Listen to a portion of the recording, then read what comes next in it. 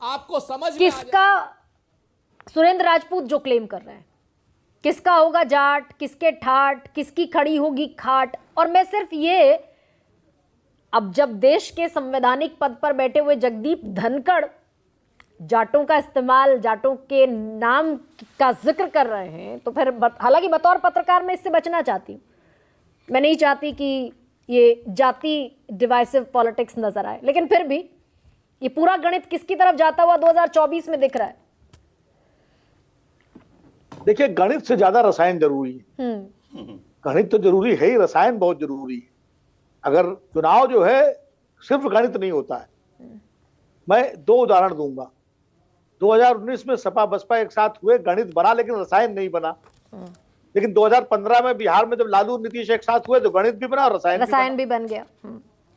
तो जब तक गणित और रसायन दोनों नहीं बनते हैं तब तक मामला बनता नहीं है, पहले तो ये समझ।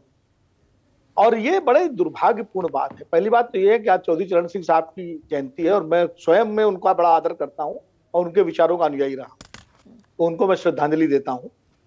और उनको खाली जाटों का नेता कहना जो है, ये चौधरी साहब के प्रति अन्याय होगा। चौधरी साहब इस देश के किसानों के सबसे बड़े नेता थे आजादी के बाद, और वो सर छोटू राम और सहजानंद सरस्वती और बाबा रामचंद्र की जो किसान आंदोलन की परंपरा है उसके नेता थे, उसके एक प्रतिनिधि थे। इसलिए ये मानना, और रही एक बात आपने पूछा जिसका जवाब ये हमारे आरएलडी के प्रवक्ता और हमारे समाजवादी पार्टी के प्रवक्ता नहीं दे पाए, जो इनको देना चाहिए था, कि चौधरी साहब की विरासत खाली एक सीट पे सिमट गई उत्तर प्रदेश में। जी नहीं, चौधरी साहब की विरासत 2022 में 125 सीटों पर, क्योंकि अखिलेश यादव भी उनके वारिस हैं और जयंत चौधरी भी उनके वारिस हैं। मुलायम सिंह यादव भी चौधरी साहब के वारिस थे और चौधरी अजीत सिंह भी उनके वारिस थे। तो खाली चौधरी चरण सिंह की विरासत जो है, जो किसान राजनीति की विरासत है, जो लोकदल की विरासत है, वो सिर्फ एक सीट पर नहीं है या 7 सीट पर नहीं, वो 37% वोट और 125 सीटों पर थी। वो ठीक है, बाद में अलग अलग आप उसका बाइफर्केशन करिए। और भारतीय जनता पार्टी में कई नेता ऐसे हैं जो उसी विरासत से आए, चाहे वो नरेश चौधरी हो, नरेश सिरोही हो, चाहे ये संजीव बालियान हो, ये सारे लोग जो है ये चौधरी चरण सिंह के ही वारिस। तो चौधरी साहब की विरासत को एक परिवार तक हम सीमित नहीं कर सकते। नहीं विनोद जी, बड़ा अच्छा लगा, आदर्शवादी व्यवस्था में तो बड़ा अच्छा लगता है सुनने में, लेकिन चौधरी चरण सिंह की जो पार्टी आगे बढ़ी, जो विरासत आगे बढ़ी, अजीत सिंह ने आगे बढ़ाई, अजीत सिंह के बाद जयंत चौधरी आगे बढ़ा रहे हैं। जिन पार्टियों का आप जिक्र कर रहे हैं, संजीव बालियान, वो तो विपक्षी खेमे में बीजेपी में है, उनकी जो सीट आएगी वो बीजेपी के खाते में दर्ज होंगी, आरएलडी के खाते में तो होंगी नहीं। लेकिन ठीक है, वैचारिक तौर पर आप विरासत का जिक्र कर सकते हैं। जितनी अजीत सिंह ने बढ़ाई उतनी मुलायम सिंह ने भी बढ़ाई, ये मत भूलिए। मुलायम सिंह जी की पूरी राजनीति में चौधरी चरण सिंह की छाप, और इसलिए मुलायम, वो अलग अलग पार्टियों में रहे।